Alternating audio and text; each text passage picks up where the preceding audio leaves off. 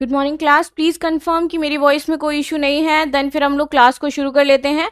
और आज ये हमारी यूपी पीसीएस, जो यूपी स्पेशल सेगमेंट होता है यूपी पीसीएस का, इसका 4th लेक्चर होने वाला है, जिसमें हम बात करेंगे आज उत्तर प्रदेश के प्रमुख वन्य जीव अभ्यारण्य और रामसर स्थल के बारे में। बिकॉज ये आपके एग्जाम के पॉइंट ऑफ व्यू से बहुत ही ज़्यादा इंपॉर्टेंट हो जाता है। कई बार इससे आपके बहुत बेहतर प्रश्न पूछे भी जाते हैं।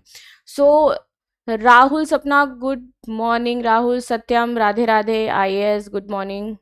ओखा, अच्छा, गुड मॉर्निंग मेरे से नहीं कह, ऑल ऑफ यू भाई गुड मॉर्निंग बोल दो इनको।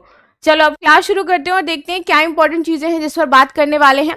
सबसे पहले बात कर लेते हैं भाई आर्द्र भूमि संरक्षण की वैश्विक संधि के बारे में, कि कहाँ से आपके ये जो रामसर स्थल है इनकी शुरुआत हुई और ये कैसे संधि हुई। एंड देन हम देखते हैं कि हर साल 2 फेब को हम वेटलैंड डे भी मनाते हैं। तो भारत में अभी कितने हैं, उत्तर प्रदेश में कितने हो जाते हैं, ये डेटा आपका बहुत ही ज्यादा इंपॉर्टेंट हो जाता है एग्जाम के पॉइंट ऑफ व्यू से। और कई बार पीसीएस के एग्जाम में डायरेक्ट आपका पूछ लेते हैं कि भाई बताइए कि ये कहाँ पर है, ये वेटलैंड आपका कहाँ पर स्थित हो जाता है। ठीक है, तो प्लेस टू प्लेस आपका पूछा भी जाता है, तो इस सेगमेंट में भी बात करें तो बहुत ही ज्यादा इंपॉर्टेंट हो जाता है। राइट, तो चलिए क्लास को शुरू कर लेते हैं। सेशन को एक बार आप लोग जरूर शेयर कर दीजिएगा ताकि और भी लोगों को पता चल सके एंड देन वो क्लास देख सकें। Good, very good. अगर आप यूपी से हैं अच्छी बात है, बहुत अच्छी चीज है। मैं भी यूपी से ही हूँ। Let me adjust my mike because मुझे ये थोड़ा सा प्रॉब्लमेटिक लग रहा है। I think now it's okay, I don't know. आवाज आ रही है मेरी क्लियर? मे बी अभी ठीक है, पहले से बेटर लग रहा है मुझे। चलिए अब आगे आ जाते हैं, बात कर लेते हैं यहाँ पर हम किसके बारे में, रामसर कन्वेंशन के बारे में। तो रामसर कन्वेंशन आर्द्र भूमियों के संरक्षण और सतत उपयोग के लिए एक अंतरराष्ट्रीय आपकी क्या हो जाती है, संधि हो जाती है। यानी कि इंटरनेशनली क्या किया गया है कि जितने भी आपके रामसर साइट्स होंगे उनका क्या करेंगे ये लोग, संरक्षण करेंगे, रख रखाव करेंगे, ताकि हम इनकी सुरक्षा कर सकें और ये एक्सटेंड ना हो जाए, ये समाप्त ना हो जाए। दैट्स वाई इसके लिए आपका क्या आया, रामसर जो कन्वेंशन हो जाता है इसको लेकर के आया गया था। रामसर की अगर हम बात करें तो ये एक तरीके से शहर हो जाता है और ये कहां पर है आपका, तो ईरान में है। आप कभी जाकर के गूगल करिएगा रामसर के बारे में, वहां की एक लेडी है जो व्लॉगिंग करती है, आपको पता चलेगा कि एक्चुअल में रामसर ही क्यों नाम इसका रखा गया, कोई अदर नाम क्यों नहीं रखा गया। राइट, आगे आते हैं। इसे हर साल हम देखो तो 2 फेब जैसे मैंने बताया कि हम आर्द्र भूमि दिवस के रूप में तो मनाते ही मनाते हैं। इसके पीछे का कारण क्या हो जाता है, विवेक सिंह डी, राधे राधे विवेक जी।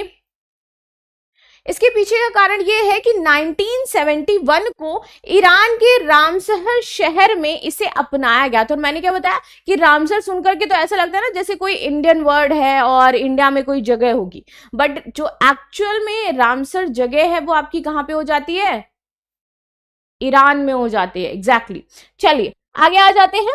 यहां पर आप देखोगे तो 21 दिसंबर 1975 को ये आपका लागू कर दिया गया था और तब से जितने भी पूरे ऑल ओवर द वर्ल्ड जो आपके वेटलैंड एरियाज हैं, सारी चीजें हैं, इनका रखरखाव किया जाता है, संरक्षण किया जाता है। ये आपके 2 चीजें बहुत ही ज्यादा इंपॉर्टेंट हो जाती हैं, तो इसको जरूर याद रखिएगा। कई बार आपका दिवस भी पूछ लिया जाता है कि कब मनाया जाता है, तो 2 फेब को मनाया जाता है, इसको आपको याद रखना है। Again this is very important. देखिए सेशन के साथ साथ जो भी इंपॉर्टेंट चीजें होंगी वो मैं आपकी बताती हुई चलूंगी, ताकि आप लोगों को ये पता रहे कि आपके एग्जाम में एक्चुअल में क्या क्या चीजें पूछी जानी है।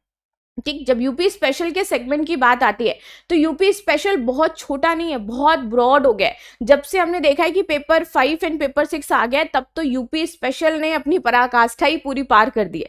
बहुत डिटेल में पढ़ना पड़ता है हमें। ये अभी जो पढ़ रहे हैं ये एक यूपी का जीएस का सिर्फ पोर्शन है। अगर कहा जाए कि क्या बहुत डिटेल में सारी चीजें इसमें है, तो सिर्फ जीएस का जो पोर्शन है वो हम इसमें अभी कवर करें। लेकिन अगर आप अलग से पेपर 5 एंड 6 पढ़ते हो देन वो आपके मेंस में बहुत ज्यादा हेल्प करता है। प्री के पॉइंट ऑफ व्यू से ये आपका बहुत ही ज्यादा इंपॉर्टेंट हो जाता है, क्योंकि यहां से आपके प्रश्न बनते हैं। जब मेंस की बात आती है तो हमारे लिए पेपर 5 एंड 6 बहुत ही ज्यादा इंपॉर्टेंट हो जाता है। राइट, चलिए नेक्स्ट देखते हैं, आगे आ जाते हैं आर्द्र भूमि के बारे में। आर्द्र भूमि क्या होती है? अच्छा, आप लोग कभी अगर तालाब के आसपास गए हो, आप के जहां आप रहते हो वहां पे अगर कोई तालाब है यहाँ पे, या फिर ऐसा कोई एरिया है जहां पर दलदली भूमि आ जाती है, या कभी आप खेत में गए तो एक्सेसिव अगर पानी डाल दिया जाए ना तो कुछ ऐसे दलदल दलदल सा लगने लगता है हम लोगों को, वहां पर आप देखोगे तो नमी हमेशा ही बनी रहती है उस एरिया में, राइट।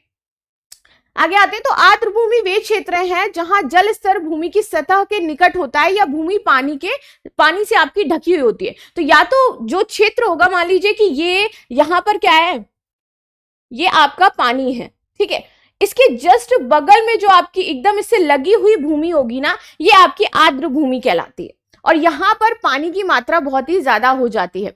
विवेक, जो भी बात है आप यहाँ पे लिख करके कह सकते हैं, मैं जो भी आपकी सहायता होगी इस बारे में कर सकती हूँ, बताइए आपको क्या बात करनी है, राइट। आगे आ जाते हैं, यही भूमि हमारी क्या होती है, आर्द्र भूमि कहलाती है।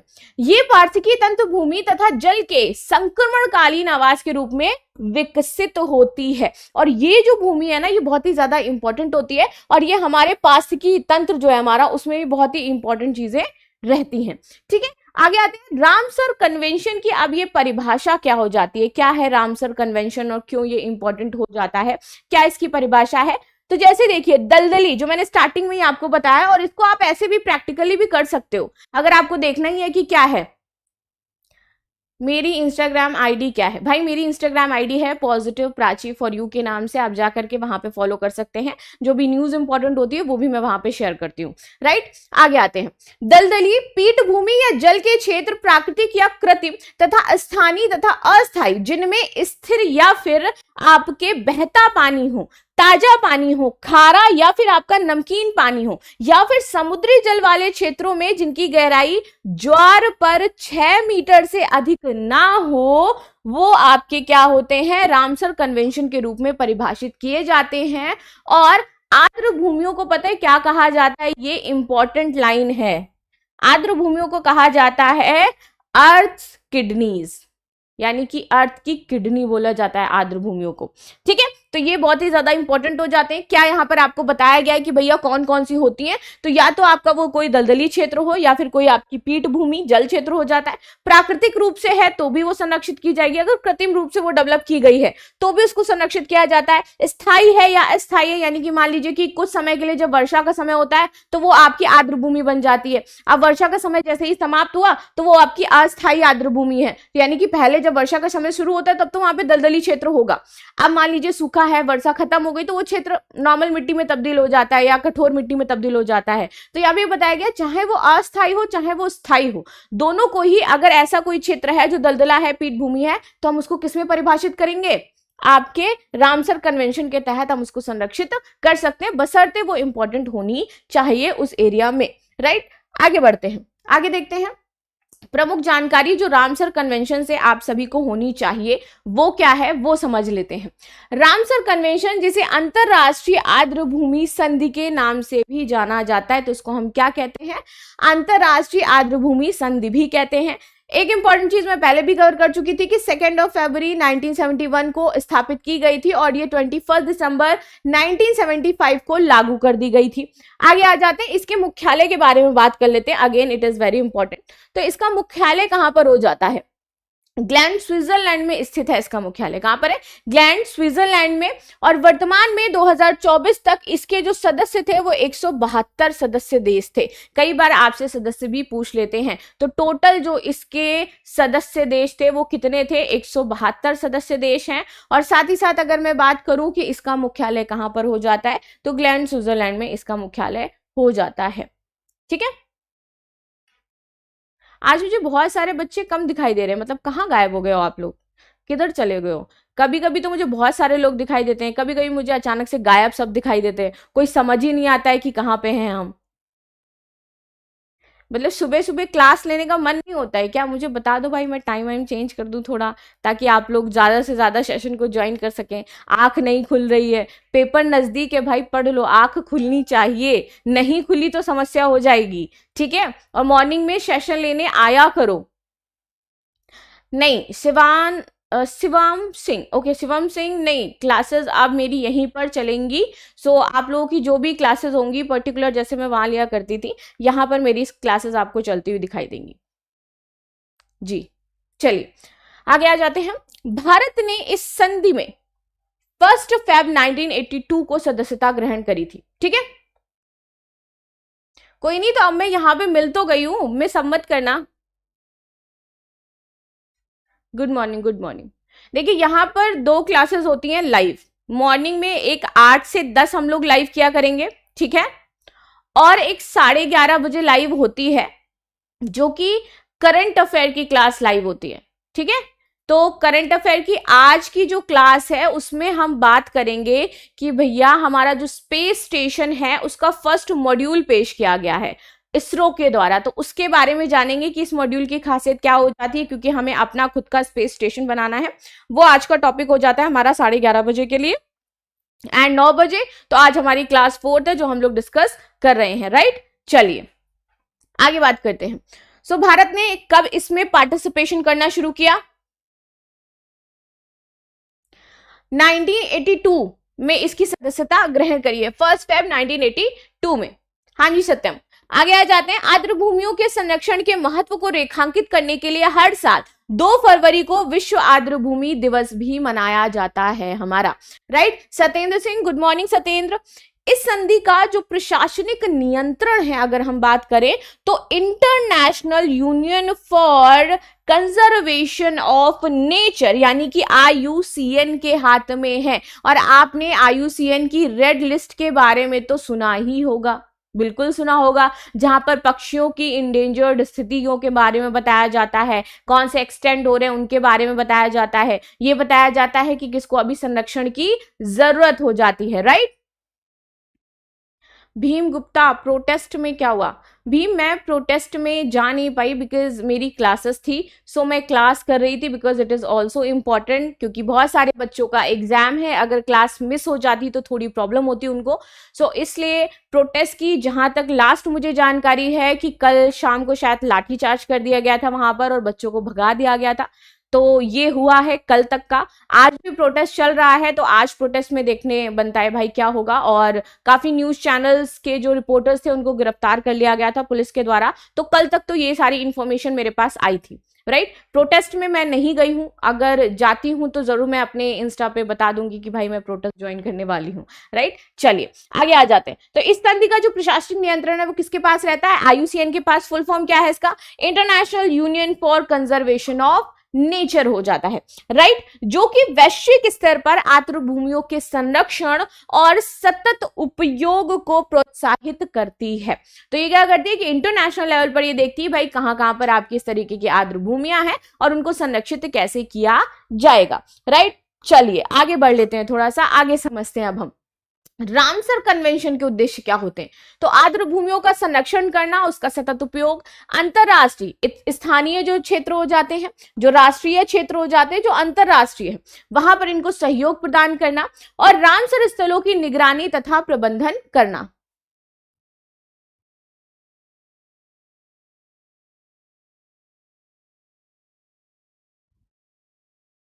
बिल्कुल बिल्कुल सत्यम, बिल्कुल मुझे पूरा भरोसा है। अभी मैंने बताया कि मेरी क्लास थी इसलिए मैं नहीं गई, और मैं किससे डरूंगी। चलिए आगे आ जाते हैं। भारत में रामसर कन्वेंशन, भारत ने 1 फरवरी 1982 को रामसर कन्वेंशन की सदस्यता प्राप्त करी थी। ये शायद तीसरी बार मैंने यहां पर मेंशन किया है ताकि आपको याद हो जाए सेशन टू सेशन कि भाई कब ज्वाइन करी थी। तो 1 Feb 1982 को हमने ज्वाइन करी थी।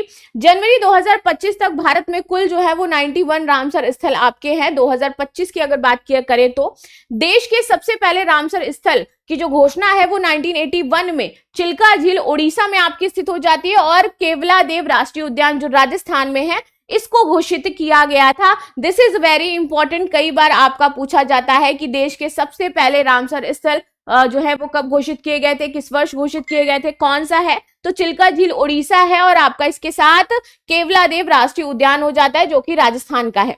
इसमें आप देखोगे तो रुद्रसागर झील त्रिपुरा सबसे छोटा रामसर स्थल हो जाता है। कई बार आपसे ये भी पूछ लेते हैं कि सबसे छोटा रामसर स्थल कौन सा है, तो आपका त्रिपुरा जो रुद्रसागर झील है वहां पर सबसे छोटा रामसर स्थल हो जाता है। जबकि सुंदरबन डेल्टा जो कि हमारा पश्चिम बंगाल में है ये सबसे बड़ा रामसर स्थल माना जाता है। तो सबसे छोटा और सबसे बड़ा भी याद कर लीजिएगा आप लोग। त्रिपुरा में आपकी कौन सी है, रुद्र सागर झील हो जाती है, ये आपकी सबसे छोटी है। वहीं अगर हम पश्चिम बंगाल की बात करें तो पश्चिम बंगाल में आपकी सबसे बड़ी जो आर्द्र भूमि है स्थित है, किस पर है, वो सुंदरबन डेल्टा पर है। ठीक है, हाल के वर्षों में भारत ने आर्द्र भूमि संरक्षण में उल्लेखनीय प्रगति की है, जिसका उदाहरण है कि 15 अगस्त 2022 को एक ही दिन 11 नए स्थलों को रामसर सूची में ऐड किया गया था। राइट, आगे बात कर लेते हैं अब यहाँ पर रामसर स्थल आर्द्र भूमियां इन यूपी उत्तर प्रदेश में, ये है हमारा प्यारा मैप। चलिए अब आगे बढ़ते हैं और देखते हैं। उत्तर प्रदेश आर्द्र भूमि और पक्षी विहारों के संरक्षण में अग्रणी भूमिका वर्तमान समय में निभा रहा है। और यहाँ पर सबसे इंपॉर्टेंट है राज्य का पहला रामसर स्थल, अगर हम बात करें, क्योंकि कई बार पूछ लेते हैं आपका कि राज्य का पहला रामसर स्थल आपका कौन सा हो जाता है। तो यहाँ पर जो ऊपरी गंगा नदी, जिसको हम ब्रज घाट से नरोरा तक देखते हैं, इसे 2005 में मान्यता दी गई थी, कैसे, आर्द्र भूमि के क्षेत्र के रूप में। तो ये 2005 में आपका आर्द्र भूमि बना था। ठीक है, इसके बाद 2019 में एक साथ कई स्थलों को इसमें जोड़ दिया गया। अब 2019 में कौन कौन से स्थल इसमें जोड़े गए, अगर इसकी बात करें तो आप देखोगे कि इसमें एक साथ कई स्थल जुड़ते हैं रामसर सूची में, जिनमें आपका नवाबगंज पक्षी अभयारण्य हो जाता है, जो कि कहां पर स्थित है, आपका उन्नाव में स्थित हो जाता है। कौन कौन उन्नाव पहले गया है, ठीक है, कौन कौन जानता है कि ये भैया नवाबगंज वाला क्षेत्र कहां पर आ जाता है? वैसे मैं जानती हूं इसको, इसलिए मैंने पूछा। इसके बाद आता है आपका समान पक्षी विहार, जो कि मैनपुरी में हो जाता है। समसपुर पक्षी विहार, जो कि रायबरेली में हो जाता है। अच्छा, इन क्षेत्रों से मुझे कौन देख रहा है वो मुझे कमेंट में बताएगा। पार्वती आगरा पक्षी विहार, जो कि आपका गोंडा में है। इसके बाद सांडी पक्षी विहार, जो आपका हरदोई में है। और सरसई नवर झील, जो कि आपकी कहां हो जाती है, इटावा में हो जाती है। तो एक साथ 2019 में इन सभी को आर्द्र भूमि का दर्जा दिया गया था। राइट, आगे बात करते हैं। इसके बाद सूर सरोवर आपका आगरा को 2020 में ज्वाइन किया गया। अच्छा, I am really very sorry कि मैं ऊपर तक थोड़ा नहीं पहुंच पा रही हूं, अगर थोड़ा बहुत प्रॉब्लम हो तो उसको मैनेज कर लीजिएगा, बिकॉज मेरी हाइट थोड़ी कम है और ये जो बोर्ड है वो मेरी हाइट से काफी ऊपर है, तो मैं शायद वहां पे मार्क करने में मुझे थोड़ा सा इशू हो रहा है। ठीक है, इसके बाद आता है आपका बखीरा पक्षी वन्य जीव अभयारण्य, जो कि संत कबीर नगर में है, इसको 2021 में। और इसके बाद आ जाता है आपका हैदरपुर आर्द्र भूमि, जो कि मुजफ्फरनगर बिजनौर को 2021 में रामसर स्थल का दर्जा दिया गया था। तो इस तरीके से 2021 तक मैंने आपको बताया कि कौन कौन से क्षेत्र थे जिनको रामसर स्थल बनाया गया, आर्द्र भूमि का दर्जा दिया गया। अब इन सभी स्थलों में ना केवल पक्षियों बल्कि जैव विविधता के संरक्षण को भी मजबूती दी जाती है। तो अभी किसी ने शायद मेरे से पूछा है कि रामसर स्थल क्यों इंपॉर्टेंट होते हैं, तो ये क्या करते हैं, हमारे जो पक्षियां हैं, जो पक्षी की प्रजातियां होती, कई बार क्या है, दूर अन्य देशों से भी उड़ करके पक्षी आते हैं हमारे यहाँ पर, तो उनको संरक्षण देती हैं और प्लस हमारी जो जैव विविधता है उसको संरक्षित करती हैं, बायोडाइवर्सिटी जिसकी हम बात करते हैं उसको मजबूती प्रदान करती हैं, बल्कि पारिस्थितिकी संतुलन बनाए रखने में भी महत्वपूर्ण भूमिका निभाती हैं।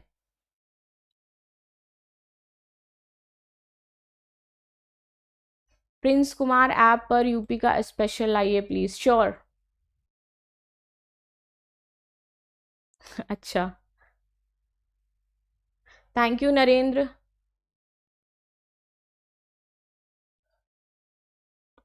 ये तो मुझे भी नहीं पता है, अभी मैं पता करके बता पाऊंगी। आगे आ जाते हैं, आगे बात करते हैं। अब यहाँ पर मैंने पूरा आपका टेबल दे दिया है ताकि आप लोगों को याद करने में कोई आसानी ना हो, मतलब आसानी से आप जो है इस टेबल को याद कर पाओगे और आपको पूरा समझ में आ पाएगा कि क्या कैसे है। मैम यूपी पीसीएस का कंप्लीट सिलेबस एनालिसिस करवा दीजिए, जीरो से हीरो। बिल्कुल, मैं इस चीज के बारे में पहले डिस्कस कर लेती हूँ, देन फिर हम डिसाइड करेंगे एक दिन, जिस दिन हम पूरा कंप्लीट एनालिसिस करेंगे कि कौन से पोर्शन पर हमें ज्यादा कवर करना है, कौन से पोर्शन हमें नॉर्मल कवर करने। देखिए, एक चीज मैं आपको बताती हूँ सेशन में जो बहुत ही ज्यादा इंपॉर्टेंट है, आप हमेशा याद रखना कि जो टीचर है वो स्टूडेंट से बेहतर कभी नहीं हो सकता। पता है स्टूडेंट बेहतर क्यों होते हैं टीचर से? क्योंकि वो हर एक पोर्शन को बराबर टाइम दे रहे होते हैं, यानी कि वो हर एक पोर्शन में बेटर होते हैं।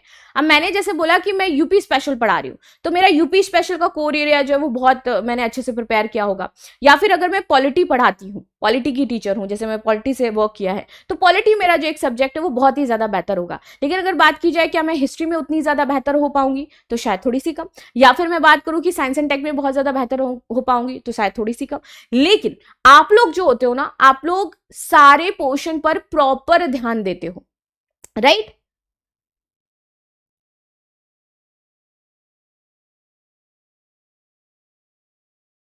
मैं एक प्रॉपर वीडियो बनाऊंगी एक दिन बैठ करके इस पर कि मैंने क्यों ऐसा किया, फिर बताऊंगी, ठीक है। तो आप लोग जो होते हो ना, आप लोग सारे सेगमेंट्स पर प्रॉपर ध्यान देते हो। जैसे आप प्रॉपर टाइम दे रहे होगे हिस्ट्री को, प्रॉपर टाइम दे रहे होगे आप ज्योग्राफी को, प्रॉपर टाइम दे रहे होगे आप साइंस एंड टेक को, प्रॉपर टाइम दे रहे होगे आप पॉलिटी को, प्रॉपर टाइम दे रहे होगे आप यूपी पीसीएस का जो सेगमेंट है उसको या यूपी स्पेशल को। और अगर आप प्रॉपर टाइम नहीं दे रहे हो, सिर्फ किसी एक चीज में आप बहुत ज्यादा एक्सपर्ट हो, इट मीन्स आपकी प्रिपरेशन अच्छी नहीं चल रही, ठीक है। आपको सारे सब्जेक्ट्स पर ध्यान से, अगर 2 घंटा आप पॉलिटी दे रहे हो तो 2 घंटा हिस्ट्री भी दो, 2 घंटा ज्योग्राफी भी दो, 2 घंटा आप स्पेशल की क्लास के लिए भी दो। तो उस तरीके से टाइम स्लॉट जब डिवाइड करोगे ना सारे सेगमेंट के लिए, तो वो आपके लिए इंपॉर्टेंट हो जाएगा, ठीक है। तो आपको हमेशा याद रखना है कि सारे पॉइंट्स पर जितने भी आपके सेक्शन है उस पर इंपॉर्टेंट चीजें आपको देखनी है, उनको प्रॉपर टाइम देना है, राइट। ये इंपॉर्टेंट हो जाता है। आप इसका स्क्रीनशॉट ले लीजिए आसानी से, मैं साइड हो जाती हूं। और अगर किसी के कमेंट छूट रहे हैं तो एक्चुअली कमेंट थोड़ा सा ऊपर नीचे जल्दी हो रहे हैं, तो मैं सारे कमेंट्स पर प्रॉपर ध्यान नहीं दे पा रही हूँ, तो उसके लिए I am really very sorry, right.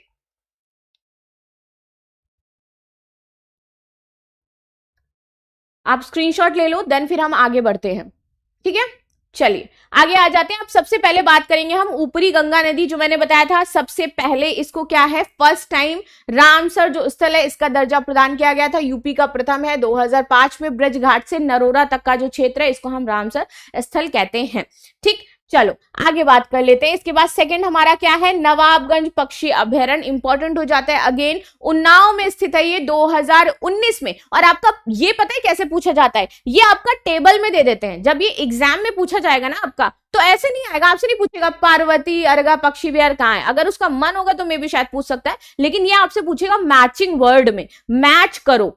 आपको एक साइड दे देगा रामसर स्थल, सेकंड साइड आपका दे देगा क्षेत्र कहां पर है, कि रायबरेली, गोंडा, हरदोई, इटावा, ये आपके ऑप्शन दे दिए, और एक साइड उसके वहां के क्षेत्र दे दिए। अब ऊपर नीचे करके आपसे पूछेगा कि कहां पर स्थित है, राइट। तो ये आपका मैचिंग में आता है, इसलिए इसको रटना पड़ेगा। तो इसको पढ़ो, अच्छे से समझो, और इस पूरी टेबल को याद कर लेना जाकर के, क्योंकि यहां से क्वेश्चन बनेगा तो मैचिंग में ही बनेगा, ये फिक्स है, मैचिंग वर्ड में ही पूछा जाएगा आपका, राइट। चलिए आगे बात करते हैं।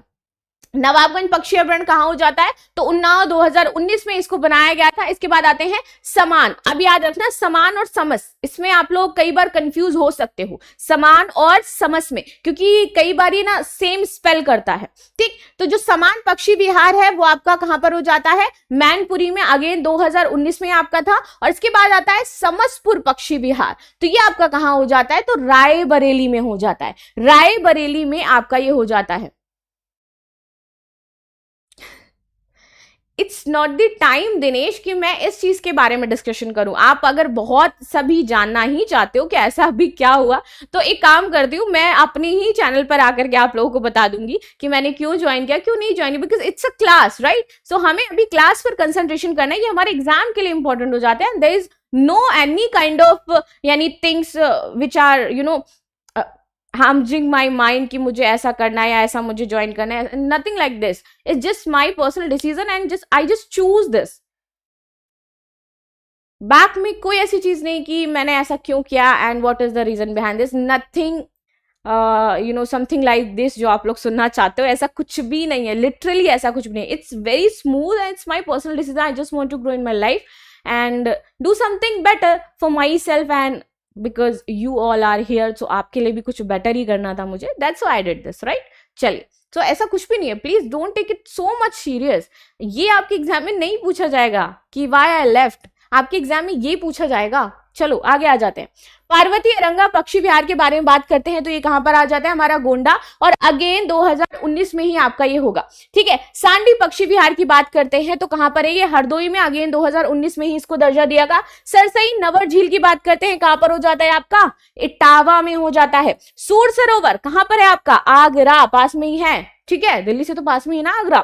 इसके बाद आता है बखीरा पक्षी वन्यजीव अभ्यारण्य, ये आपका कहां पर है, संत कबीर नगर। कब दिया गया दर्जा, 2021 में दिया गया। और इसके बाद आता है हैदरपुर आर्द्र भूमि, तो इसको हैदर मूवी से याद रख लेना, कहां पर है, मुजफ्फरनगर और बिजनौर में। कब दिया गया दर्जा, 2021 में। So this is the table जिसके बारे में हमने पूरा डिस्कस किया, एंड इस टेबल को एकदम अपने सीने से लगा के रख लो आप लोग, क्योंकि इससे एक प्रश्न पूछेगा तो मैचिंग वर्ड में ही पूछेगा और किसी भी तरीके से शायद नहीं पूछ सकता है, जितना मुझे लगता है। बहुत उसका मन होगा तो वन लाइनर में पूछ लेगा, नीचे 4 ऑप्शन दे देगा, लेकिन मैचिंग वर्ड में जरूर से जरूर पूछा जाता है ये। और ये सिर्फ इस एग्जाम में नहीं, अभी आप लोगों का शायद यूपीएससी का आया है एग्जाम, वहां पर भी अगर कोई मुझे उसके लिए भी देख रहा होगा तो भी मैं बताऊं, वहां पे भी आपका ये इसी फॉर्मेट में पूछा जाएगा।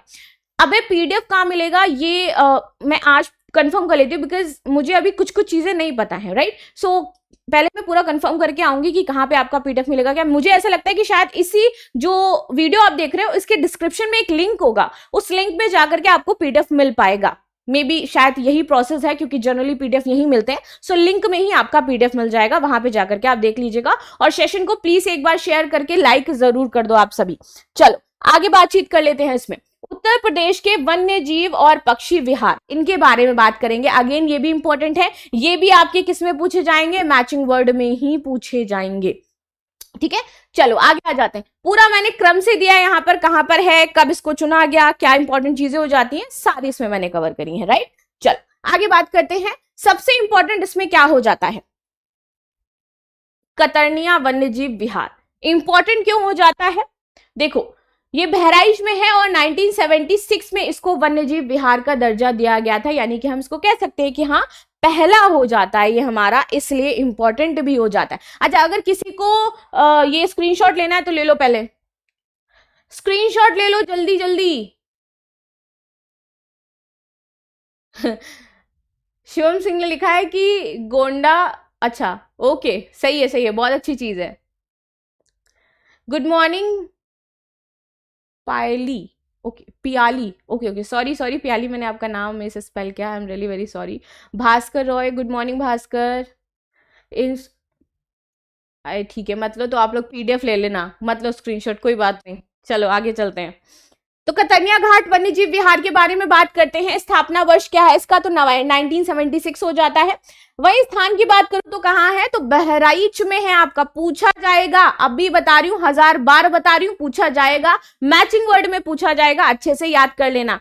सोबित, गुड मॉर्निंग सोबित। आगे आ जाते हैं। रानीपुर वन्यजीव विहार 1977 में इसकी स्थापना हुई थी, बांदा चित्रकूट में ये हो जाता है, आपसे स्थिति पूछी जाती है। इसके बाद आते हैं थर्ड कौन सा है, महावीर स्वामी वन्यजीव, सबसे छोटा है। कई बार आपसे पूछ रहे थे कि सबसे छोटा वन्यजीव विहार कौन सा है, सबसे बड़ा कौन सा है, तो इस तरीके से सबसे छोटा जो है वो आपका कौन सा है, महावीर स्वामी वन्यजीव विहार हो जाता है 1977। अगेन ये आपका यहाँ पर इसको चुना गया था, दर्जा दिया गया था, और ये आपका कहाँ हो जाता है, तो ललितपुर में ये स्थित हो जाता है। कहां पर है ये, ललितपुर में हो जाता है।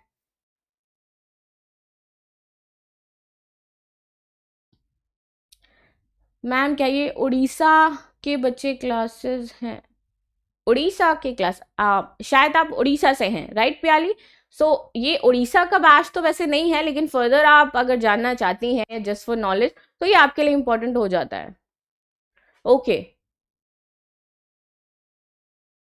आगे आ जाते हैं। इसके बाद आ जाता है हमारा चंद्रप्रभा वन्यजीव विहार, 1957 में इसको दर्जा दिया गया और ये चंदौली हो जाता है, ठीक है। इसके बाद आता है किशनपुर वन्यजीव विहार, 1972 में लखीमपुर खीरी हो जाता है। इसके बाद आता है कैमूर वन्यजीव विहार, 1982 मिर्जापुर। एक सेकेंड मुझे एक चीज कंफर्म करने दीजिएगा, एक सेकेंड बस वेट करिएगा।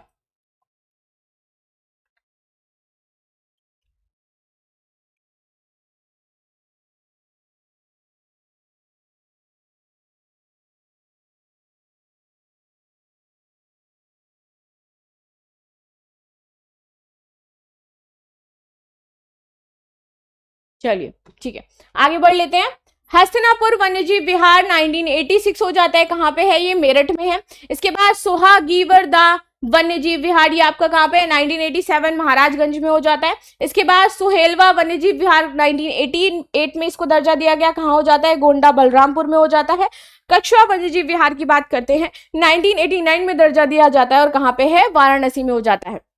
इसमें देखो मैं सबसे पहले बताया ना कतर्निया घाट, यहाँ पर याद रखिएगा आपका 1957 में चंद्रप्रभा को मिला था, सबसे पहला आपका ये हो जाता है फर्स्ट वाला, ठीक है।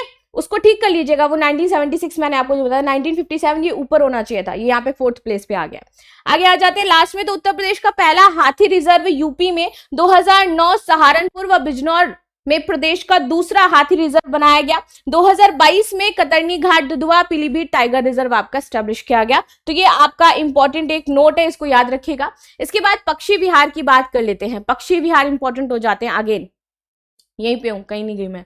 आगे आ जाते हैं, पक्षी विहार के बारे में बात कर लेते हैं। सबसे पहला चंद्रशेखर आजाद नवाबगंज पक्षी विहार राज्य का प्रथम पक्षी विहार हो जाता है। 1984 में स्थापना की गई थी, उन्नाव का है। ठीक है, इसके बाद आ जाते हैं समसपुर पक्षी विहार। 1987 को स्थापना हुई, कहां पे है? रायबरेली प्रतापगढ़ में हो जाता है। अगर चाहो तो इसका भी स्क्रीनशॉट ले सकते हो आप सभी, इफ यू वांट तो स्क्रीनशॉट आप ले लीजिए इसका। अगर किसी को भी स्क्रीनशॉट चाहिए तो ले लो इसका स्क्रीनशॉट जल्दी से।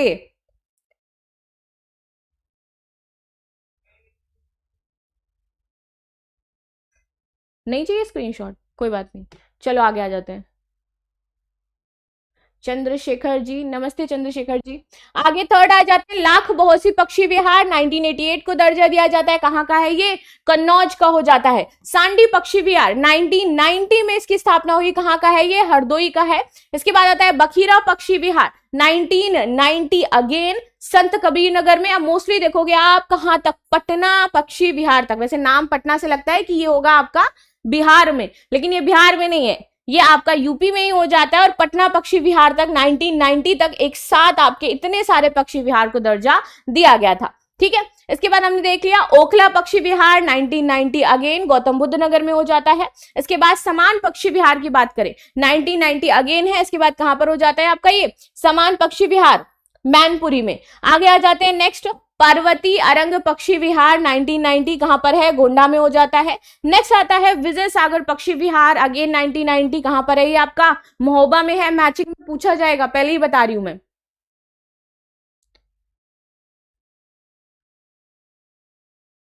अच्छा, मुझे भी नहीं पता था मैं इतनी ज्यादा पॉपुलर। आज मुझे बहुत अच्छा लग रहा है। आई फील वेरी हैप्पी कि आप लोग इतने अच्छे अच्छे कमेंट कर रहे हो। मुझे आज मेरी पॉपुलैरिटी पता चल रही है कि एक्चुअल में थोड़ा बहुत तो आप लोगों ने मुझे पॉपुलर किया ही है। थैंक यू सो मच, क्योंकि आप लोग मुझे बार बार आकर के पूछ रहे हो कि मैं वहां थी, फिर मैं वहां से यहाँ कैसे आ गई, राइट। चलिए आगे आ जाते हैं।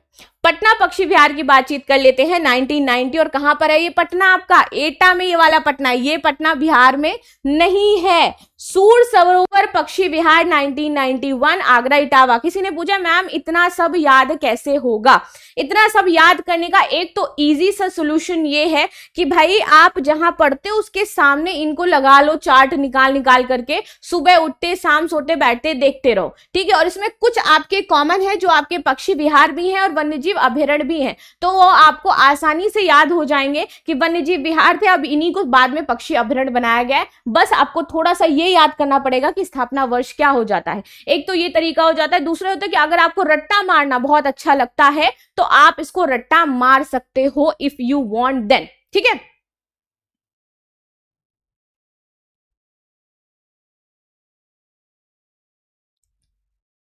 देखो ट्रिक तो वैसे ट्रिक से इतना अगर मैं कहूँ तो बहुत ज्यादा फायदा नहीं होगा आप लोगों को। मेरे हिसाब से शॉर्ट रास्ता अपनाने की बजाय आप एक काम करो, जैसे मैं बताया कि चार्ट्स वगैरह निकाल करके आप अपने सामने रख लो और उसको सुबह दोपहर शाम जब भी उठते हो देखते हो तो आपको कुछ कुछ चीजें तो इंपॉर्टेंट याद ही हो जाएंगी। और जैसे मैं बताया ऑलरेडी कि कुछ वन्यजीव अभयारण्य जो है वो आपके ऑलरेडी कुछ में आप देखोगे कि पहले से पक्षी अभयारण्य भी है, उन्हीं को पक्षी अभयारण्य बाद में बनाया भी गया है। तो उस तरीके से कॉमन वाली चीज है तो वो आप याद कर सकते हो, राइट। सूर सरोवर पक्षी विहार की बात करें 1991 आगरा और इटावा। और अगर आप कहते हो कि इसका कोई शॉर्ट ट्रिक बनाना है तो मैं आज ट्राई करूंगी जाकर कि क्या इसका कोई मैं शॉर्ट ट्रिक बना सकती हूं जिससे आपको ये याद हो जाए। फिर मैं आपको शॉर्ट में ही रिकॉर्ड करके बता दूंगी कि भैया इसको याद करने की शॉर्ट ट्रिक ये हो जाती है। ठीक है, आगे आ जाते हैं। जयप्रकाश नारायण सुरहताल पक्षी विहार तो 1991 बलिया में है। इसके बाद डॉक्टर भीमराव अंबेडकर पक्षी विहार 2003 में प्रतापगढ़ में आपका स्थित है। शेखा झील राज्य का सबसे छोटा हो जाता है। पूछा जाएगा आपसे सबसे छोटा कौन सा है, याद रखिएगा 14 नंबर। शेखा झील राज्य का सबसे छोटा, राज्य का प्रथम, ये सब पूछते हैं आपसे। ठीक है, 2016 में अलीगढ़ में स्थित है। इसके बाद चांद खमरिया कृष्णमृग आरक्षित वन क्षेत्र राज्य का सबसे बड़ा हो जाता है। 2017 में इसको चुना गया था और ये कहां पर है आपका, प्रयागराज में स्थित हो जाता है। ठीक है।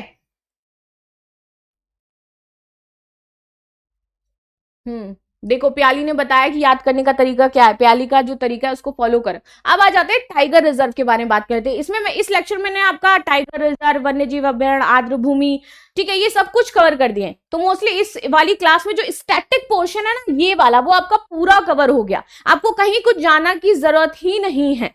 ठीक है, चलो दुधवा राष्ट्रीय उद्यान प्लस टाइगर रिजर्व प्रथम हो जाता है। ये भारत का टाइगर रिजर्व 1977 में स्थापित किया गया था, लखीमपुर खीरी बहराइच। उत्तर प्रदेश का सबसे बड़ा जिला कौन सा हो जाता है, जल्दी से बताओ, उत्तर प्रदेश का सबसे बड़ा जिला कौन सा है। फर्स्ट डे जब मैंने क्लास ली थी तब आपको बताया था। इसके बाद आते हैं अमनगंज टाइगर रिजर्व दूसरा हो जाता है। ये 2012 में स्थापित किया गया और कहां पर है, बिजनौर में है। वेरी वेरी वेरी इंपॉर्टेंट, याद जरूर रखिएगा, टाइगर रिजर्व पूछे जाते हैं। सत्यम शर्मा, वेरी गुड सत्यम, सत्यम ने सबसे पहले आंसर दिया है लखीमपुर खीरी। और सबसे पहला जो टाइगर रिजर्व स्थापित किया गया था वो कहां किया गया था, लखीमपुर खीरी में ही किया गया था। याद रहना चाहिए आप लोगों को, स्थापना वर्ष 1977। इसके बाद आ जाते हैं पीलीभीत टाइगर रिजर्व के बारे में बात करते हैं। तीसरा है, 2014 में स्टैब्लिश हुआ, कहां पर है, पीलीभीत में है। ठीक है,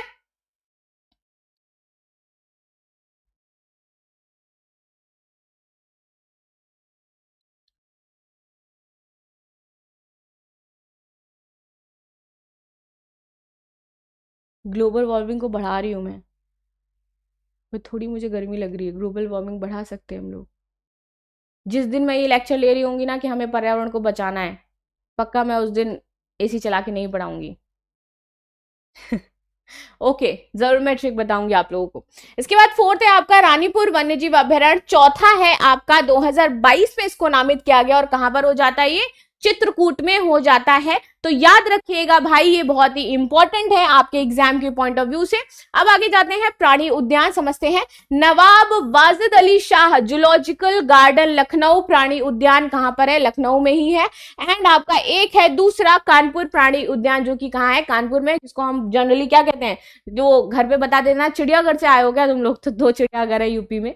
हम तो चिड़ियाघर से नहीं आए, लेकिन हमारे मम्मी पापा पहले कहा करते थे कि क्या चिड़ियाघर बना रखा है पूरे घर को, because we are 3 brother and sisters और हम सभी आपस में लड़ते रहते थे, इसलिए क्या। सो ये तो थी क्लास जो हमने आज डिस्कस करी, सारी चीजें मैंने इसमें कवर कर दी है। और सबसे मेन चीज मैंने आपको टेबल में पढ़ाया है। देखो टेबल में पढ़ाने से होता क्या है कि एक तो आपको टेबल मिल जाती है आसानी से, आप उसमें सारी चीजें सामने लिखी रहती है और आराम से आप उसको याद कर सकते हो। ठीक है, इसीलिए मैंने सारी चीजें उसमें आपकी टेबल में कवर करी थी, राइट। और लास्ट में ये है कुछ कैरलविल के एप्स, जो सोशल मीडिया एप्स, जिनको आप फॉलो कर सकते हो। तो ये थी आज की हमारी क्लास, मिलते हैं अब हम लोग नेक्स्ट क्लास में। थैंक यू सो मच आप सभी का जिन्होंने भी सेशन को ज्वाइन किया है।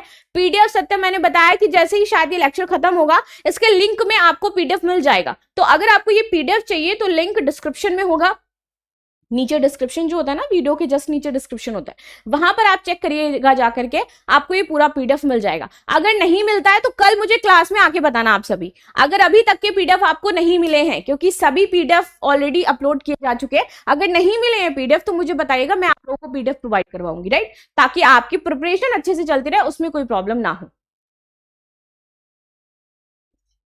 बिल्कुल भी नहीं, लेकिन जब समय कम हो तो हमें ये देखना है कि कौन कौन से जो पक्षी विहार या पक्षी अभ्यारण्य हमारे लिए इंपॉर्टेंट है, तो उनको एक बार गो थ्रू करके जरूर जाना चाहिए।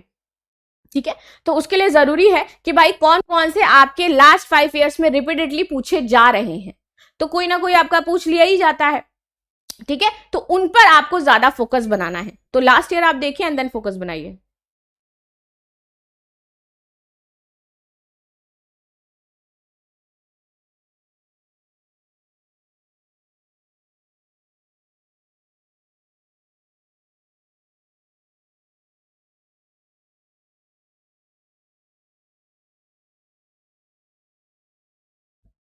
सो ठीक है, तो अगर जैसे मैंने बताया कि रट्टा तो नहीं मारना है, पहले ये एनालाइज कर लेना है कि लास्ट ईयर कौन कौन से आपके, अब वॉइस नहीं आ रही है, वॉइस बंद कर दी थी भाई इसलिए नहीं आ रही है। ठीक है, तो अब ये वाला काम अगर आप कर सकते हो तो ठीक है राहुल सपना, जैसे आपने बोला। नहीं तो मैं आपके कल जैसे ही क्लास में आऊंगी, इससे पहले मैं आपको ये बता दूंगी कि लास्ट ईयर इतने ज्यादा जो जहां से आपके पूछे गए कोर एरियाज कौन कौन से और किस पे आपको ज्यादा ध्यान देना है। हाँ जी सत्यम बताइए।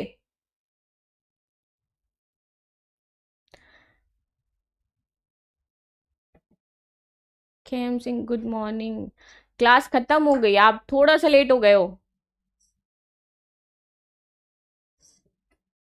चलिए फिर क्लास को एंड करते हैं। एग्जैक्टली हाँ, ये यूपी पीसीएस की क्लास चल रही है प्याली। ये यूपी पीसीएस का जो बच्चे अभी एग्जाम है अक्टूबर में देने वाले हैं उसकी क्लास है। इसमें हम यूपी स्पेशल का जो सेगमेंट है वो कवर कर रहे हैं।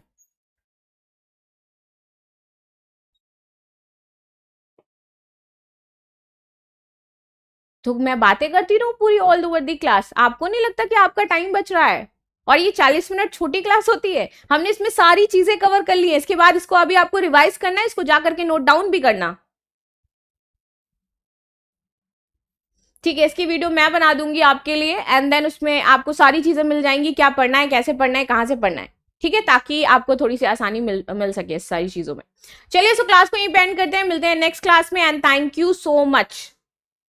हाँ, इतना टाइम तो नहीं है मेरे पास बात करने का। Thank you, bye.